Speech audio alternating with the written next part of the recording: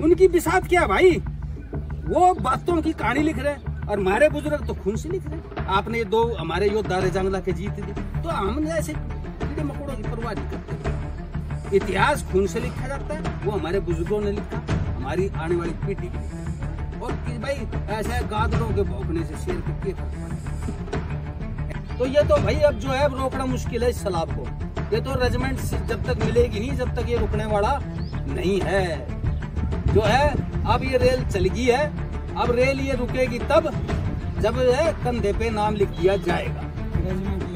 Regiment लेके रहेंगे। देखो रेजांगला का हर योद्धा परमवीर चक्र का हर योद्धा, पर उस टाइम ये रोना था कि भाई बुरी हालत होगी थी कि इसकी कोई किसी को रिकॉग्निशन नहीं मिल रहा था। क्यों भाई, ये कब तक सिर्फ हीरों के साथ होता रहेगा? मेरी कौम के साथ में अब अन्याय हम बर्दाश्त नहीं करेंगे। बहुत हमें बहका लिया गया। अब जो है रेजिमेंट से कम हमें कुछ भी नहीं चाहिए। वो जो शहीद हुए थे हमारे बुजुर्ग, उन बुजुर्गों को सच्ची श्रद्धांजलि, कोई पदक नहीं, सिर्फ और सिर्फ शहीद रेजिमेंट। उसने अगर इलाके की प्रतिष्ठा को सर्वोच्च नहीं मानेंगे तो फिर इनकी प्रतिष्ठा हम धूल में मिला देंगे। मतलब इनको समझ में आ जाना चाहिए। अब ये जो मुद्दा है ये जन जन का बन चुका है। देखिए पैदा होना हमारे हाथ में नहीं है, वो परमपिता परमेश्वर के हाथ में, लेकिन जीना कैसे है और मरना कैसे है ये हम चुनेंगे, ये नेता नहीं चुनेंगे। और हमने रेजिमेंट के लिए जीना है, रेजिमेंट के लिए मरना है, और देश पे मरने का हमें हक जो है वो मिलना ही चाहिए। और नहीं तो इनको बता देंगे कि ये जो तख्त है ना, ये तो बदलते रहते हैं, इनके नीचे से तख्त खींच लेंगे, नए राजा पैदा करेंगे, नए राजा को सिंहासन पे बैठाएंगे। जो रेजिमेंट की बात करेगा वही अहिरवाल पे राज करेगा। बहुत से ऐसे लोग हैं, उनको मैं छोटे भैया ही कहूँगा, पॉपुलरिटी के लिए आजकल कौम के ऊपर सवाल भी उठा रहे हैं, कुछ अनर्गल बातें भी बोलते हैं, कहीं लाइव आके बोलते हैं, कहीं कुछ बोलते हैं। तो उनके लिए क्या किया? अनपढ़ों की जमात से क्या उनकी क्या परवाह? ये तो सारे गुट्ठा टेक है। और ये बताएंगे कि रेजिमेंट क्या है, ये बताएंगे कि राष्ट्रवाद क्या है। कोई कहता है भाई ये जातिवाद है। जातिवाद कैसे भाई? अपने देश पे मरने का हक मांगना कौन सा जातिवाद है? और कोई नहीं मांग है क्या? जब भाई जाति और क्षेत्र आधारित पलटने हैं, मैं तो कह रहा हूँ भाई सबकी तोड़ दो और कंधे पे नाम लिख दो हिंद, ठीक है ना। और अगर ये मंजूर नहीं तो फिर हम कौन सा भाई हमने गुनाह कर रखा है।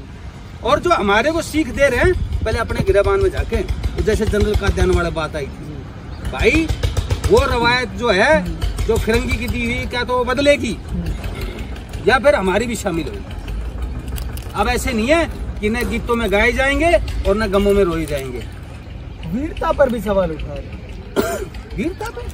अरे जिनके पुरखे महाभारत में लड़े, जिनकी सबसे पहले रेजिमेंट थी, जिनके पुरखे तैमूर के खिलाफ लड़े, जिनके पुरखे नादिर शाह के खिलाफ लड़े, जिनके पुरखे बड़गाम के मोर्चे पे लड़े, कश्मीर बचाए सबसे पहले हमारे लोग उतरे, जिनके पुरखों ने कराची को फूंक दिया, जिनके पुरखों ने हाजीपीर जीता और दुनिया की महानतम वीर गाथा रेजांगला रच दी, वो हमारी मर्दानगी पे वो सवाल करेंगे? अरे वो है क्या?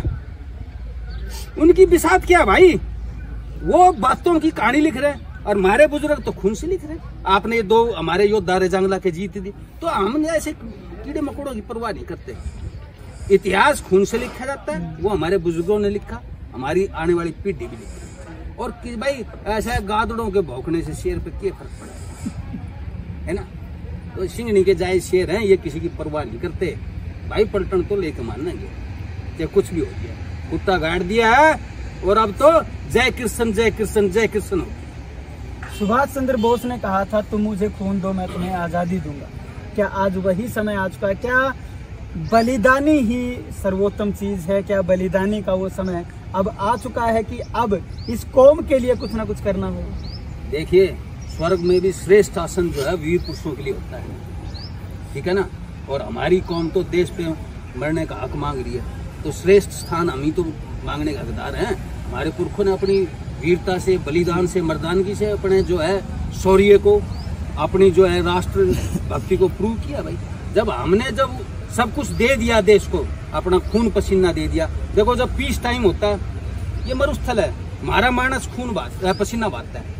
और जब भाई देश पे दुश्मन चढ़ाता है, हमारा मानस खून बहाता है। तो हड़ और हथियार की कौम है। और ऐसी जंगजू कौम अगर आपके पास तथ्य और सत्य और आंकड़े हैं तो भैया दूसरों के साथ कंपेयर कर लो। हमारा अगर बलिदान कम हो, हमारे वीरता के पदक कम हो, हमारी सैनिक परंपरा कमजोर हो तो फिर मत दो, हमारे से जो बेहतर है उनको दे दो। लेकिन जब हमारी किसी से भी किसी रूप में हमारी जो है सैन्य परंपरा कम है ही नहीं, ये वही इलाका है छोटा सा हीरवाल जिसने 38,150 आदमी द्वितीय विश्व युद्ध में भेजे और 19,546 आदमी फर्स्ट वर्ल्ड वार में। और फिर आप कोई सा ही मोर्चा आजाद हिंद का देख लो, आज ही फिर हमने जीता, रेजांगला हमने 7 आक्रमण उनके रोक दिए चीनियों के। तो फिर और आपका भाई क्या मतलब, एक पैमाना भी तो होगा है भाई। और हम तो बार बार हम यही कह रहे हैं भाई, अगर आप भी कोई खून बहाने में कमी रहे ना तो और सर दे देंगे, कोई दिक्कत नहीं है, पीठ इधर पीठ देंगे देश के लिए सर, पर कंधे पे नाम और पहचान तो भाई चाहिए ही, इससे कम कुछ नहीं। हर मंच पे मैं सुनता हूँ, चाहे सन्यासी बोलते हैं, चाहे कोई पॉलिटिशियन बोलता है, चाहे आप जैसे लोग बोलते हैं, सभी एक बात कहते हैं कि 1857 की क्रांति में हमने विद्रोह किया था, इन अंग्रेजों के खिलाफ हम लड़े थे, इसलिए जो रेजिमेंट है वो नहीं बनाए गए। तो क्या आज भी वही चलता रहेगा?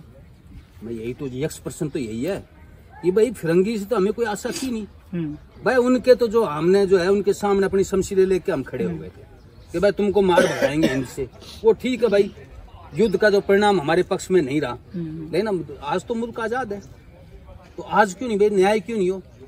जब वो कहते हैं ना why to weep a running horse, तो क्यों भाई, जो हमारा हिसाब किताब है उसको भी तो देखो। पैमाना जब फिरंगियों ने बनाई थी उसमें पैमाना वीरता या सिर्फ बलिदान नहीं था, उसमें तो यह है कि आप किसकी तरफ खड़े हो, सीधा ये था। जो उनकी तरफ खड़ा था उनकी पलटन बन गई, जो उनके विरोध में था उनकी नहीं बनी। तो भाई अब तो ऐसा नहीं होना चाहिए। जब मुल्क आजाद हो गया है तो उस पुरानी घिसी पिटी कहानी को खत्म तो करो, नई परंपरा का आगाज हो। हम तो सब कह रहे हैं क्या तो सबकी तोड़ दो या फिर हमारी बना दो, हम कुछ नई बात तो कर नहीं रहे। अगर हम कुछ ऐसा जो बात जायज नहीं वो कर रहे हैं तो ठीक है भाई, आप हम पे सवाल उठा सकते हो, लेकिन जो है वो सबके सामने है, हमारी वीरता, हमारा बलिदान, हमारी जो सैनिक परंपरा, फिर उसके आधार पे अगर आप तोल के रेजिमेंट नहीं दोगे तो फिर भाई आपका पैमाना क्या है? अब तो सवाल पूछे जाएंगे, सवाल पूछने के साथ में भाई खुट्टे भी गिरेंगे, ठीक है ना। और लोकतंत्र में वोट का ही खुट्टा सबसे ज्यादा मजबूत है। आने दो, अभी तो 24 आ रहा है ना, 24 में जवाब मिल जाएगा कि जो रेजिमेंट की तरफ है वो भाई हम उसकी तरफ हैं, जो रेजिमेंट के खिलाफ है उसको भाई हम उसके घर गाल देंगे। और देखो अभी आपने देखा कि इतनी बड़ी शक्ति हमारी जो औरतें ज्यादातर आमतौर पे ग्रामीण देहात में हम पर्दे वाली परंपरा हमारी रही है, लेकिन अब आ गई है हमारी मातृ शक्ति है, क्या बोलना, ये तो सबकी लड़ाई है भाई। जब हमारे भाई बेटे, हमारे पति जो इस मुकाबले के लिए बाहर निकले हुए हैं तो हम कैसे, अब सुबह सुबह अपना काम घर का गृहस्थी का पूर्ण करके और फिर यहाँ आती है, यहाँ गीत गाती है, हमारे जो है अपने बच्चों के खून को फिर से आवाज़ देती हैं और हमारे बराबर सहयोगी दे रही है। तो अब भाई जो है ना आगे जो लड़ाई अब तो नेताओं के लिए मुश्किल है, हमारे लिए तो नहीं, हमारा तो मानस जाग गया।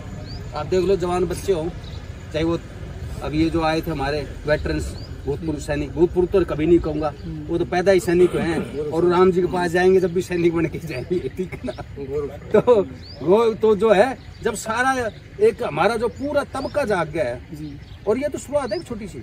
आप सोचिए राजिया का तो पड़ाव है, ये तो इस ठिकाने के भाई सौभाग्य है जो इन्होंने जो है यहाँ से जमा दिया, पहली सीढ़ी इनके यहाँ से खड़ी हुई है, ये तो बढ़ता जाएगा काम। अच्छा, मैं वही पूछना चाह रहा हूँ, राष्ट्रीय अहिर रेजिमेंट संघर्ष समिति अब आगे 21 दिन के बाद में कौन सा खुट्टा गाड़ने वाली? देखो हमारे पास तो लोग आ रहे हैं, बोला जी अब अगला पड़ाव हमारे यहाँ, तो हम उसी हिसाब से करेंगे। ये पड़ाव यहाँ नहीं रुकेगा, ये तो पूरे हिंद में घूमेगा, क्योंकि जो है अब आज सोशल मीडिया एक ऐसा वो औजार हो गया है, सबकी भावनाएं जागृत है, सब कह रहे हैं हम अब तो ये हो गया कि भाई किसका नंबर आए, क्योंकि होड़ लगी हुई है कि भाई वो तो कहते हैं जब मर्द कौम जब मोर्चे पे डटती है बोले भाई हरावल में कौन लड़ेगा, तो ये तो सारे कह रहे भाई हरावल में हम लड़ेंगे। तो ये तो भाई अब जो है अब रोकना मुश्किल है इस सैलाब को, ये तो रेजिमेंट जब तक मिलेगी नहीं जब तक ये रुकने वाला नहीं है। जो है अब ये रेल चल गई है, अब रेल ये रुकेगी तब जब कंधे पे नाम लिख दिया जाएगा। रेजिमेंट लेकर रेजिमेंट लेके रहेंगे। देखो अभी जो हमारे योद्धा आए थे उन्होंने कहा भाई हमने अपने हिस्से का खून देश के लिए बहा दिया, ठीक है ना। अब मैंने एक किस्सा सुनाया था कि एक पाकिस्तानी अफसर बड़ी मर्दानगी से लड़ा और ग्रेनेडियर्स के जो कर्नल सीओ थे एरी साहब, उन्होंने उसका साइटेशन लिखा, तो वहां पे उनको निशान हैदर मिला जो परमवीर चक्र के बराबर है, सर्वोच्च उनका बहादुरी है। हमारे रिजांगला के मोर्चे पे चीनी जो कि बड़े क्रूर माने जाते हैं, 8 हमारे वीरों के संगीने माथ सीने पे लगा और लिखा ब्रेव, और हर सैनिक का सम्मान मिला। और रेडियो पिकिंग बोलता भाई सबसे ज्यादा नुकसान हमारे 62 की लड़ाई में इस मोर्चे पे हुआ, और मिला क्या? रिजांगला का हर योद्धा परमवीर चक्र का अधिकारी था, हर योद्धा। पर उस टाइम ये रोना था कि भाई बुरी हालत हो गई थी देश की, कोई किसी को रिकॉग्निशन नहीं मिल रहा था। क्यों भाई? ये कब तक सिर्फ हीरों के साथ होता रहेगा? मेरी कौम के साथ में अब अन्याय हम बर्दाश्त नहीं करेंगे। बहुत हमें बहका लिया गया। अब जो है रेजिमेंट से कम हमें कुछ भी नहीं चाहिए। वो जो शहीद हुए थे हमारे बुजुर्ग, उन बुजुर्गों को सच्ची श्रद्धांजलि, कोई पदक नहीं, सिर्फ और सिर्फ अहीर रेजिमेंट है। उससे कम कुछ भी नहीं और उससे ज्यादा भी हमें कुछ चाहिए नहीं।